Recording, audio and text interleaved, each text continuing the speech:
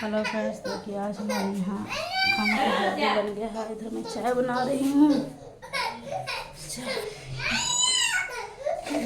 गर्म हो चुका है। इधर थोड़ी सी पत्ती डाल देते हैं। देखिए बहुत ठंडा कर रहा है, इसको इग्नोर कीजिएगा। देखिए क्या बना है। चावल बना है गर्मा गर्म, और इधर बना है आलू का टेस्टी चोखा। इसके साथ ये वाला मिक्स वाला अचार खाइए। देखिए बहुत अच्छा लगता है फ्रेंड्स। इधर हम चाय बना रहे हैं क्योंकि मुझे चाय पीना था, इसलिए आपको पी लीजिए।